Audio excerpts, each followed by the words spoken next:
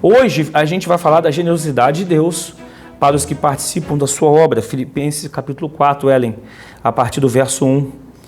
Diz o texto assim: meus amados irmãos, portanto, permaneçam firmes no Senhor. Amo vocês e anseio vê-los, pois são minha alegria e a minha coroa de recompensa. Vamos lá, versículo a versículo. Se diz para permanecer firme no Senhor, porque é possível a gente escorregar, a gente deixar de permanecer firme no Senhor. É possível a gente buscar firmeza em outras coisas, em amores, paixões, pessoas, ideias, quaisquer outras coisas. Eu suplico a Evódia e a Sintique, tendo em vista que estão no Senhor, resolvam seu desentendimento. Haviam duas mulheres que trabalhavam muito e estavam em desentendimento. E por que ele fala resolvam seu entendimento? Olha o verso 3 aí, ó. Eu peço a você, meu fiel colaborador, ajude essas duas mulheres, pois elas trabalham arduamente comigo na propagação das boas novas, e também com Clemente e com outros meus colaboradores, cujos nomes estão escritos no livro da vida. Essas duas mulheres trabalhavam arduamente, se desentenderam. E quando ele usa isso, se vocês estão no Senhor, tendo em vista que estão no Senhor, significa que lembra do capítulo 2, que fala, se a gente estiver no Senhor, a gente vai ter compaixão, a gente vai ter um sentimento visceral, interna, pelas pessoas, porque a gente está feliz no Senhor, a gente está focado no Senhor. Evódia e Sintique estavam em desentendimento, por quê? Quando ele fala tendo em vista que estão no Senhor, na prática elas não estavam no Senhor. Elas estavam fundamentadas nas suas próprias ideias. Por isso que elas estavam em desentendimento. Se elas aplicam o que o apóstolo Paulo escreve em Filipenses 2, que Cristo tem o mesmo sentimento de Cristo, tenham em vocês, dentro de vocês, uma compaixão visceral, o verso 1 do capítulo 2, elas não estariam em desentendimento. Então essa carta também é para corrigir essas questões. Aí o verso 4. Alegrem-se sempre no Senhor, repito, alegrem-se. Então quando enfatiza repetição, porque a alegria, o ato de se alegrar é muito importante para o apóstolo Paulo, no ensino do apóstolo Paulo, na compreensão que ele teve do Evangelho de Cristo. Evangelho que ele recebeu pessoalmente. Porque ele tem um texto que ele fala na carta de Coríntios, porque eu recebi do Senhor e eu também vos entreguei. Ele foi ensinado diretamente pelo Senhor após ele passar por aquele processo doloroso de conversão. Então a alegria é o foco daquele que entendeu o Evangelho. Alegrem-se sempre quem? No Senhor. Não alegrem no imperador. Não alegrem em pessoas. Por mais que pessoas podem trazer alegrias para, mas se for fonte de alegria, pessoas, se o imperador for fonte de alegria, a gente vai se frustrar. Então o foco é a alegria no Senhor. Olha o verso 5. Que todos vejam que vocês são amáveis em tudo que fazem. Lembre-se de que o Senhor virá em breve.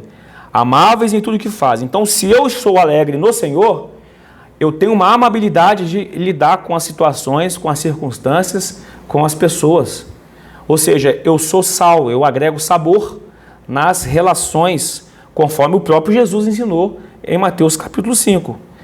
E o verso 6, não vivam preocupados com coisa alguma. Em vez disso, orem a Deus pedindo aquilo que precisam e agradecendo-lhe por tudo que ele já fez. Veja bem, não faz sentido. É um chamamento de atenção para nós. Não faz sentido servos de Deus, aqueles que dizem que confiam em Jesus, viver preocupados com coisas, com situações. Se a gente vive preocupado em circunstâncias, com coisas, significa que a gente não confia na dependência de Deus. Isso é para todo mundo aqui. É um tapa aí na nossa incredulidade, Em vez disso, orem a Deus pedindo. Você pede a Deus, a gente ora e pede. A gente tem alegria e liberdade de abrir a porta do trono e falar com Deus, falar com o nosso grande irmão que é o Cristo, falar com o nosso Pai Celestial. A gente tem essa liberdade, ou a falta de intimidade com Deus nos priva da liberdade, a gente não tem coragem e a gente não ora pedindo. E a gente não agradece nem pede. Qual foi a última vez que você pediu alguma coisa a Deus, que você chegou com convicção, com liberdade, se sentir como um filho?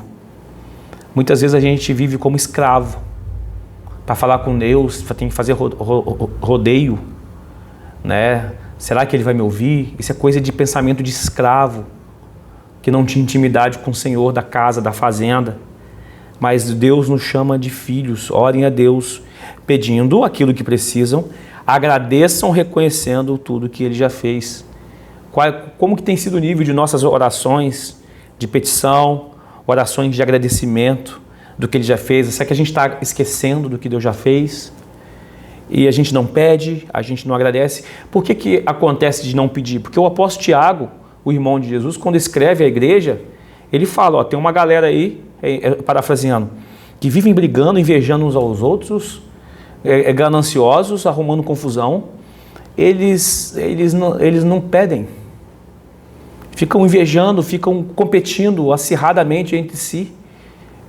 Eles nem oram, nem pedem. E quando pedem errado, para os seus próprios benefícios, de maneira egoísta, né? Então, a gente não precisa ficar preocupado com coisa alguma. Esse é o ensinamento para a gente. Se eu fico, se você fica, se nós ficamos, a gente está demonstrando, assinando um atestado de que a gente não confia na paternidade de Deus. A gente não confia na irmandade com o Cristo, o nosso Rei, o nosso Senhor.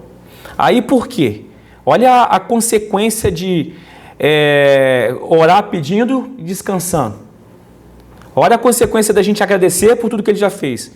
Vocês experimentaram a paz de Deus, que está acima, excede todo entendimento, e que guardará o seu coração e sua mente em Cristo Jesus. Quando a gente pede, quando a gente agradece, quando a gente não tem vergonha de chegar diante do trono, quando a gente vive com sinceridade e intimidade com Deus, vai haver um experimento de paz, uma experiência de paz. Ser cristão é ter experiências com Deus. E a principal experiência é a experiência de paz. A paz que está acima de todo entendimento humano, ou seja, as pessoas não vão entender essa paz que a gente terá. E o texto diz que ela guardará o nosso coração. A palavra guardará, do grego, o apóstolo Paulo usou um termo militar. A paz de quando a gente pede, quando a gente ora, a gente confia e deposita a nossa confiança em Deus. Quando a gente agradece por tudo que Ele já fez. O experimento de paz é como se a paz de Deus em nós é como se fosse um guarda em frente a um quartel-general, protegendo nosso coração, nosso sentimento, nossos pensamentos em Cristo Jesus. Não vai haver pensamentos intrusivos do maligno para te deixar desestabilizado, com medo, inseguro, preocupadaço. Não vai haver. Vai haver uma proteção, e que as pessoas que vão estar ao seu lado, mediante a sua circunstância, até mesmo se assustarão ou não entenderão, porque diz que o texto ela excede todo entendimento. E nossos sentimentos e nossos pensamentos estarão em Cristo Jesus. Isso é libertador, isso é terapêutico, isso sara, isso é magnífico. E aí o verso 8, por fim, irmãos, quero dizer só mais uma coisa: concentrem-se em tudo que é verdadeiro, tudo que é nobre, tudo que é correto, tudo que é puro, tudo que é amável e tudo que é admirável. Pensem no que é excelente e digno de louvor. 6 coisas para a gente se concentrar. O mundo está cheio de coisa falsa, o mundo está cheio de falsas verdades, sejam políticas, sejam humanistas, sejam comportamentais, quaisquer outras coisas. O mundo está cheio de coisas falsas. Os influencers estão aí para nos influenciar, inclusive a coisas falsas, a coisas mentirosas. Você está vendo escândalos aí de influenciadores indo para Congresso, para CPI das bets, e os influenciadores fazendo pessoas caírem em vícios absurdos, perdendo tudo, perdendo seus bens. O mundo está cheio de coisas falsas, mas o cristão tem que concentrar no que é verdadeiro. O mundo está cheio de coisas desprezíveis e a gente deve buscar o que é nobre. O mundo está cheio de coisas erradas, a gente tem que buscar o que é correto em Cristo, em Deus. Qual é o fundamento do que é correto? É em Deus. Nós humanos não temos condição de dizer o que é correto. O correto tem até uma frase, você tem o que você crê, a sua verdade. Eu tenho a minha verdade. Os seres humanos estão assim, a gente vive na pós-verdade. Cada um tem uma verdade. Ou seja, não existe verdade absoluta. O cristão sabe que existe uma verdade absoluta que é em Deus. Concentre tudo que é puro, tudo que é amável, tudo que é admirável. E aí eu observo que o que gera mais engajamento, o que dá mais destaque nas redes sociais, são coisas que são mentiras, são coisas que não são nobres, são coisas que não são corretas, são coisas que não são puras, são coisas que não são amáveis e não são admiráveis. O ser humano tem uma facilidade de amar o que é o contrário ao que é a verdade, o que é a nobreza, o que é a pureza, o que é admirável de Deus, absurda. E o texto continua no verso 9. Continue a praticar tudo que aprenderam, tudo que receberam de mim, tudo que ouviram de mim e me viram fazer. Então o Deus da paz estará com vocês. Como eu me alegro no Senhor por vocês terem voltado a se preocupar comigo. Mais uma vez, ele fala de alegria do cuidado que ele recebeu da igreja. Eu sei que sempre se preocuparam comigo, mas eu não tinha oportunidade de me ajudar. Eu não digo isso por estar necessitado.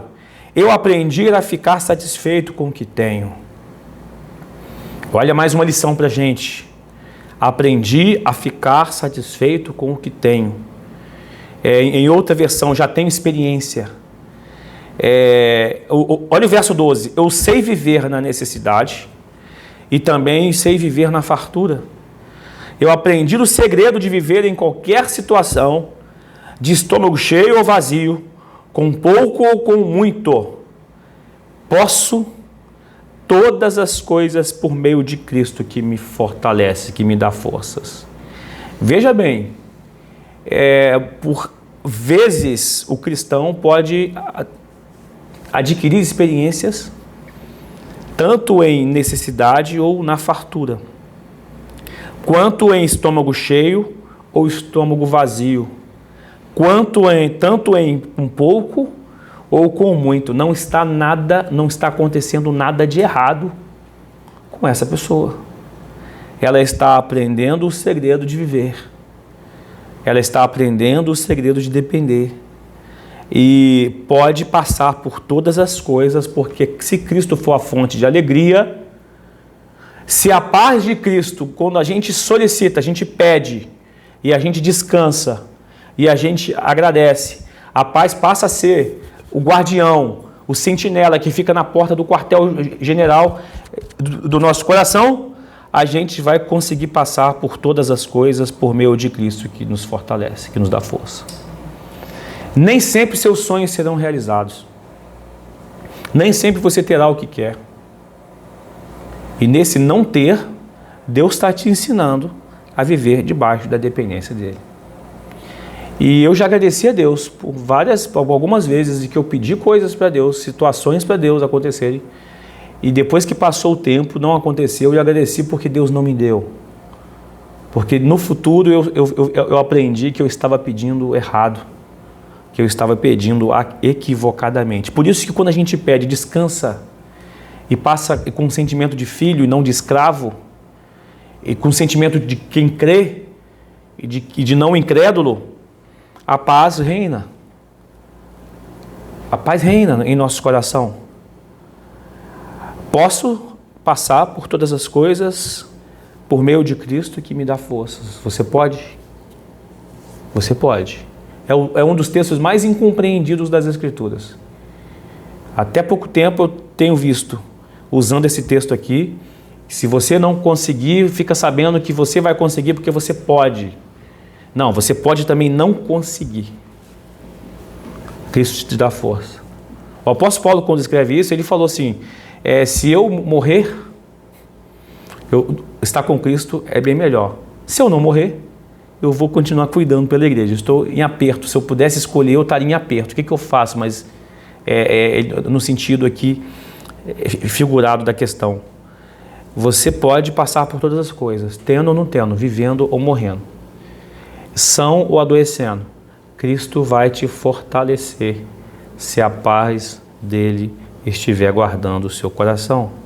Olha o verso 14. Mesmo assim, vocês fizeram bem em me ajudar na dificuldade pela qual estou passando. Então ele estava passando dificuldade e recebeu a oferta dos cristãos de Filipos. Vocês fizeram bem em me ajudar na dificuldade. Eu estou alegre, em outras palavras. Como sabem, Filipenses, verso 15, vocês foram os únicos que me ajudaram financeiramente, quando lhes anunciei as boas novas pela primeira vez e depois segui viagem saindo da Macedônia. Nenhuma outra igreja fez. Até quando eu estava em Tessalônica, vocês enviaram ajuda em mais de uma ocasião. Eu não digo isso porque quero receber uma oferta de vocês. Pelo contrário, eu desejo que sejam recompensados pela sua bondade. E no verso 18, no momento eu tenho tudo o que preciso. Então ele recebeu ajuda, o auxílio, não queria mais nada. Já tenho tudo o que preciso e mais. Até além, né? Minhas necessidades foram plenamente supridas pelas contribuições que vocês enviaram por Epafrodito. Elas são um sacrifício de aroma suave, uma oferta aceitável e agradável a Deus. Verso 19.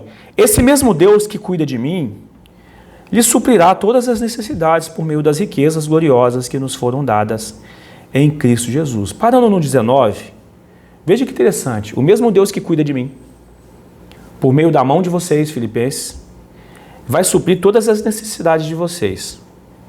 Mas veja bem, a fonte do suprimento, no verso 19, é Deus. Não é o mérito. Não é meritocracia. Você tem que...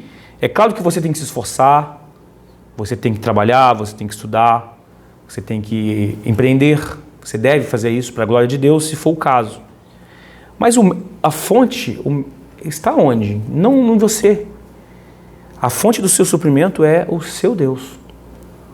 O Deus que cuida de mim, o Deus que cuida de você. E qual é a medida desse suprimento? Eu estou com um grande desafio. O meu envolvimento é com o reino de Deus. O povo de Filipos estava envolvidos com o reino de Deus, com a expansão do evangelho. Paulo estava feliz com essa igreja. Agora, qual a medida de Deus? A medida de Deus é segundo as suas riquezas, em glória. Aquilo que a gente não pode fazer, não tem condição de fazer, aquilo que a gente espera de suprimento de Deus, a medida é na riqueza de Deus, e não na riqueza do país, e não na riqueza do seu patrão, e não na riqueza no PIB brasileiro. As riquezas, a medida é segundo as riquezas gloriosas que nos foram dadas em Cristo Jesus. Ou seja, não há limite para Deus nos abençoar quando Ele tem que nos abençoar. Não há limite para Deus nos abençoar para que a gente, engajado com o reino de Deus, consiga fazer mais. Não há limite. Alguém disse assim que no reino de Deus não há escassez. Não há escassez no reino de Deus. Então a gente deve descansar no Senhor e naquilo que a gente, com a intencionalidade de engajar-se no reino dele, para o louvor da sua glória, as riquezas, o limite está nas riquezas que Deus tem. Ou seja, Deus é o dono de quem? Do mundo, das galáxias. O alcance desse suprimento é conforme as nossas necessidades. Ó. Esse mesmo Deus que cuida de mim, lhe suprirá todas as necessidades. Nós temos diversas necessidades. Esse mesmo Deus que cuidou do apóstolo Paulo, cuida de mim, cuida de você, cuidou dos filipenses. Cada um das vossas necessidades. E qual que é a esfera de suprimento? Por meio das riquezas gloriosas que nos foram dadas em Cristo. Cristo é a fonte do suprimento. O suprimento não é um direito específico do ser humano, mas é uma graça de Deus para aqueles que estão em Cristo. Ou seja, então a obra redentora de Cristo nos dá a condição de continuar a sua obra, servindo uns aos outros, servindo o reino de Deus, recebendo suprimentos, conforme nossa necessidade, conforme a nossa generosidade, para que a gente continue em Cristo. E se quando fala que foram dadas em Cristo Jesus, nos faz entender o quê? A obra de Cristo, a continuidade da obra da cruz, que nos foi dada em missão. Quando a gente se envolve, nós recebemos provisões para que a gente continue fluindo nessa obra redentora de Deus. Então a gente aprende só nesse verso 19 que a gente deve confiar na soberania divina. Que Deus é soberano, Deus é providente, Ele provê, Ele é o provedor supremo, a sua capacidade não é limitada às circunstâncias terrenas. Esse texto nos incentiva a generosidade no servir, generosidade com os nossos recursos. Existe um princípio divino na 2 Coríntios 9, 6, aqueles que semeiam generosamente colherão abundantemente. Isso é interessante, isso é uma lei. Provérbios mostra essa lei também. Mas não é aquele semear dessas igrejas que dê 100 para você ganhar 1.000, né? Dê 1.000 para ganhar 10.000. Essa não é essa generosidade. Não é essa troca. Não é essa barganha. Não é negócio. É envolvimento de coração na disseminação da obra da cruz. É ser servo, é suprir uns aos outros, é olhar as necessidades e abrir mão de seus bens, de seus suprimentos, porque Deus vai suprir todas as minhas necessidades. Porque eu estou envolvido com o reino, eu estou engajado com o reino. Então, aqueles que de forma generosa participam da sua obra, Ele suprirá abundantemente as suas necessidades. Com base em quê? Nas suas riquezas gloriosas que nos foram dadas em Cristo Jesus. Não tenha medo. Não tenha medo de faltar. Não tenha medo. No reino de Deus não há escassez, há contentamento e ensino sobre a fonte da riqueza que é Deus. No reino de Deus a gente pode passar por períodos de aprendizado, por períodos de confiança. Muitas vezes a gente só olha para Deus como supridor quando falta. Então Deus permite que essas coisas aconteçam conosco para nos ensinar a ser dependente, ser humilde, ser filho. Então, no reino de Deus, mesmo na dificuldade, mesmo no pouco, deve haver contentamento e paz. Isso é libertador. E deve haver confiança que Deus vai suprir, assim como supriu Paulo na prisão. E deve haver confiança que se eu invisto no reino de Deus com os meus recursos, que na economia, o que ensina economia? Economia é a ciência de administrar recursos escassos. Nossos recursos são escassos. Mas o Deus que cuida de mim, que cuidou de Paulo, que cuida dos filipenses, que cuida de você, suprirá as necessidades com base nas suas riquezas. E não nas nossas riquezas. Ou seja, quando fala riquezas gloriosas, está nos apontando ainda uma dimensão que vai além do material. Está incluindo bênçãos espirituais sobre nós, bênçãos eternas que nos são dadas em Cristo. Então, irmãos, Filipenses capítulo 4, verso 19, ele não é uma garantia de prosperidade material de qualquer jeito, mas é uma afirmação da fidelidade de Deus. com aqueles que estão envolvidos com as necessidades do avanço, do cuidado com as pessoas, com o cuidado da sua obra, com o avanço da mensagem da cruz, a mensagem do reino. Porque Deus que crucificou o Cristo que se entregou, que se deu na cruz, Ele está nos chamando para a gente se doar, para engajarmos na transmissão da sua mensagem, na comunicação do seu reino, na salvação de pessoas. E esse povo que se engaja vive com contentamento e em paz, que no pouco ou no muito, na dificuldade ou na prosperidade, vai poder passar por essas fases em Cristo que vai fortalecer, porque a confiança deve ser radical na suficiência em Cristo Jesus. É isso que a gente está sendo ensinado. E terminando a série de alegria. A alegria começa quando a gente se identifica como povo de Deus. A alegria começa quando a gente se envolve no reino de Deus, envolve uns com os outros, em comunhão. A alegria começa quando a gente se identifica a nossa mentalidade com a mentalidade de Cristo, que abriu mão de tudo e veio ser pobre, veio nascer num coxo, veio nascer em algo improvisado, veio nascer num curral, as hospedagens estavam lotadas, mas Cristo intencionalmente veio nos ensinar o simples. A gente não precisa de sofisticação, a gente precisa de pureza de coração e simplicidade de coração. A gente aprende que a alegria está quando a gente copia a mentalidade do Cristo. Abandona todo o privilégio, todo o desejo de querer regalias, ostentação, aplausos e vem servir uns aos outros.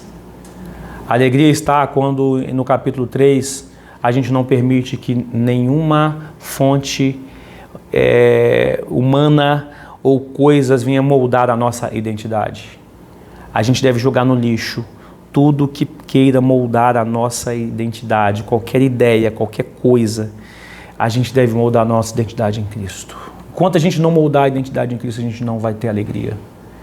E lembrando em Filipenses capítulo 3, que quando a gente só pensa em coisas terrenas, a gente é inimigo da cruz de Cristo.